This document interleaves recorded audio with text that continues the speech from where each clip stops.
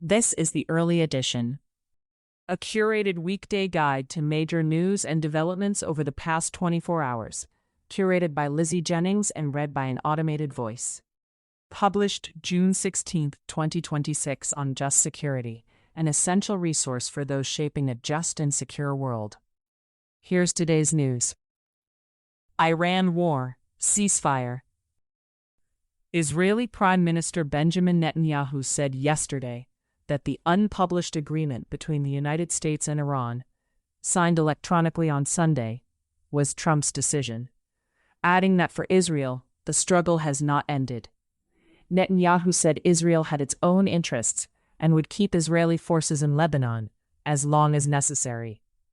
Israeli National Security Minister Itamar Ben-Gvir posted on social media that Trump's agreement does not bind us, adding, Israel is not subject to the United States, and we are an independent and sovereign country. John Gambrell, Elena Bekatoros, and Michelle L. Price report for AP News. Efrat Livni reports for The New York Times. Jerry Shih and Lior Soroka report for The Washington Post. Iranian Foreign Minister Abbas Araghchi said today that the deal would require Israel to withdraw from Lebanon. The end of the war in Lebanon is an inseparable part of complete end of the war, Araghchi said. Without the withdrawal of Israeli forces from the territories they occupied during this war, the war has not fully come to an end. The United States has not said whether Lebanon was part of the final agreement. John Gambrell, Michelle L. Price, and Sam Metz report for AP News. CIA Director John Ratcliffe and other senior U.S. officials are skeptical that Iran genuinely intends to make the nuclear concessions required in a final agreement, citing U.S. intelligence that Iranian officials' private discussions differ from their public commitments, according to three sources. Ratcliffe raised his concerns with Trump over the weekend, with support from Secretary of State Marco Rubio and Defense Secretary Pete Hegseth, two sources said. U.S. lawmakers reacted cautiously to Trump's announcement of a preliminary U.S.-Iran agreement, with Republicans and Democrats expressing frustration about the lack of clarity around the deal. We do not have an agreement just yet, so we will see when there is text out there, Senator John Thune, RSD, told reporters at the Capitol yesterday. If it is a secret deal, then how can I take it seriously? Senator Tom Tillis, RNC, said yesterday afternoon. Robert Jimison and Michael Gold report for The New York Times. Iran war, Strait of Hormuz. Trump said yesterday that the Strait of Hormuz was already partially open and would be completely open on Friday, adding that U.S. forces are doing a little hunting for a couple of mines. Trump is expected to ask European leaders to provide help in locating and clearing mines laid by the Iranians during the war.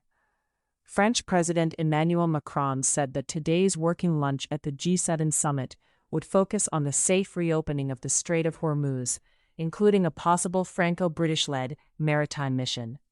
John Ismay and Nicholas Coolish report for The New York Times. Ja Irish, Michelle Rose, and Gabriel Stargarder report for Reuters. Iran's foreign ministry spokesman Esmail Baghai yesterday disputed contentions by the Trump administration that ships will now be able to transit the Strait of Hormuz without charge, saying it intended to charge fees in exchange for the services that are provided, but not tolls. There was little indication of what services Iran would be providing. Iranian officials have said they might assess environmental charges. Efrat Livni reports for The New York Times. Two international shipping companies told The New York Times today that their ships had not resumed crossing the Strait of Hormuz. The Japan-based Mitsui O.S.K. Lines said that its operations would not resume until safety has been sufficiently confirmed. Yesterday, the UK Maritime Trade Operations said that the U.S. blockade of Iranian ports remained in effect, warning ships not to attempt to go in or out of those ports until direction is given. The United States has reportedly been using covert ship-to-ship oil transfers, similar to techniques Iran has long used to evade sanctions, to move Gulf oil exports around disruptions in the Strait of Hormuz, according to satellite images and sources. The secret operation, overseen by the U.S. military and involving at least 92 vessels since May, has helped move millions of barrels of oil despite the conflict. Faraz Dalatay, Jonathan Saul, Dmitry Zhdanikov, and Edward Karen report for Reuters. Israel-Hamas war. Israeli strikes and gunfire yesterday killed at least 4 Palestinians in Gaza, health officials said. The violence came as Nikolai Mladenov, the High Representative for Gaza on Trump's Board of Peace, was expected to arrive in Cairo for further ceasefire talks, sources said. Nidal al-Maghrabi reports for Reuters. Russia-Ukraine war. Ukrainian President Volodymyr Zelensky arrived at the G7 summit today and took part in the first session of the day dedicated to building peace in Ukraine. Sources said Zelensky may speak separately with Trump while at the summit. He is also due to meet other G7 leaders individually. Zelensky said yesterday he had offered to meet Russian President Vladimir Putin at the summit, but that Putin was not ready for peace talks. John Irish, Michelle Rose, and Gabriel Stargarder report for Reuters. Sudanese civil war. Drone strikes killed more than 1,000 civilians in Sudan in the first 5 months of 2026, UN High Commissioner for Human Rights Volker Turk said yesterday. In Sudan, the horrific conflict has expanded and escalated, marked by a sharp increase in the use of drone warfare, Turk told the Human Rights Council in Geneva. Sami Magdi reports for AP News. Other global developments. The UN Security Council yesterday unanimously adopted a resolution calling on Afghanistan's Taliban rulers to reverse their crackdown on women, expand human rights, and address concerns about militant groups operating in the country. The resolution extends the UN political mission in Afghanistan until June 17, 2027, and authorizes it to facilitate talks between the Taliban and regional countries and the wider international community. Edith M. Lederer reports for AP News. Thailand has appointed conciliators from South Africa and Germany for a UN arbitration process that was initiated by Cambodia to resolve a long-running maritime dispute, Foreign Minister Sihasak Pongkhetkeo told reporters today. Cambodia launched the compulsory conciliation process under the United Nations Convention on the Law of the Sea earlier this month, after Thailand had unilaterally ended a 2001 agreement that provided a framework for negotiations over the disputed area in the Gulf of Thailand. The Hague-based Intergovernmental Permanent Court of Arbitration yesterday ruled that Russia flouted some sea laws during the construction of the Kerch Strait Bridge between mainland Russia and annexed Crimea, but dismissed Ukraine's claims that Moscow was unlawfully trying to keep the strait under its control. The 5-judge arbitration panel did not award any reparations and ordered both parties to pay their own legal costs for the procedure that lasted a decade. Reuters reports. U.S., Caribbean, and Pacific operations. A Cuban state media report states that the U.S. energy blockade has severely worsened living conditions, with declines in child cancer survival, disrupted dialysis and surgeries, and widespread shortages of food, fuel, and medicines. Andrea Rodriguez reports for AP News. U.S. domestic developments. The Justice Department on Friday closed its antitrust investigation into Paramount's bid for Warner Bros. Discovery, even though career staff were leaning toward challenging the deal on competition grounds, sources said. Senior DOJ officials reportedly believed Paramount CEO David Ellison, son of Trump ally Larry Ellison, persuasively addressed their concerns during a 2-hour interview, helping convince leadership that the merger would not harm competition and should be allowed to proceed. Dave Michaels, Dana Mattioli, Sadie Gurman, and Jessica Tunkel report for the Wall Street Journal. A B-52 bomber yesterday crashed during a routine test mission at Edwards Air Force Base in Southern California's Mojave Desert. and burst into flames, killing all 8 people on board, military officials said. It was not immediately clear what caused the crash, and it could take up to 6 months to complete an investigation, Colonel James Hayes said. Christopher Weber and Konstantin Toropin report for AP News.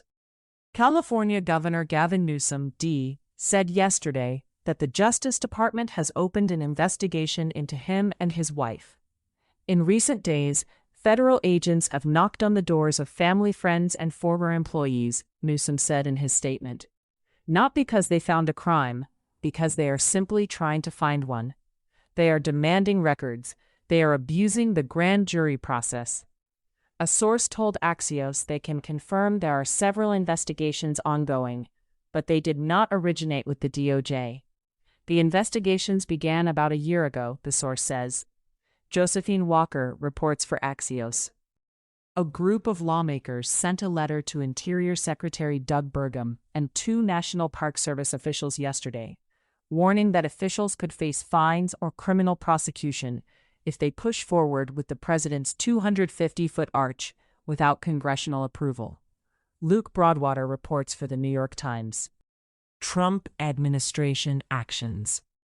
Anthropic's staff yesterday met with senior Trump administration officials in person for the first time since Anthropic pulled its latest model from the market on Friday, following a federally imposed export ban, 2 administration officials said.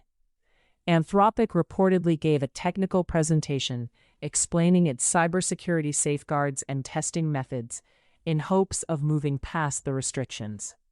A senior White House official said it would take longer than a few days to reach a resolution that eases the government's Friday action.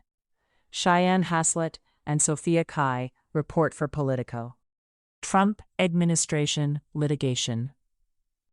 The Supreme Court agreed yesterday to consider whether detainees locked up for prolonged periods eventually earn the right to a bond hearing in which an immigration judge must consider whether they present an ongoing threat to public safety or a flight risk. A coalition of Washington area preservation and cultural heritage organizations yesterday filed a lawsuit against the Trump administration over Trump's plan to remake national parkland into a National Garden of American Heroes. The group said the plan must be halted until Congress authorizes the project. Dan Diamond reports for The Washington Post. In case you missed it, yesterday on Just Security. The continuing saga of Chief Judge Boasberg's contempt of court inquiry involving Todd Blanche and Emil Bove. I'm Marty Lederman. Key questions on U.S. killing trend Aragua leader inside Venezuela by Tess Bridgman, Michael Schmidt, Ryan Goodman, and Brian Finucane. Sudan has become a transnational marketplace of violence. Effective responses require targeting the sources by Mutasim Ali and Yona Diamond. Thank you for listening to Just Security's early edition today, June 16, 2026. If you enjoy listening, Just Security's analytic articles are also available in audio form on the justsecurity.org website. To stay up to date on Just Security's analysis of law, policy, and current events, go to justsecurity.org, subscribe to Just Security on Substack, and follow us on LinkedIn, Blue Sky, Facebook, Instagram, and Threads.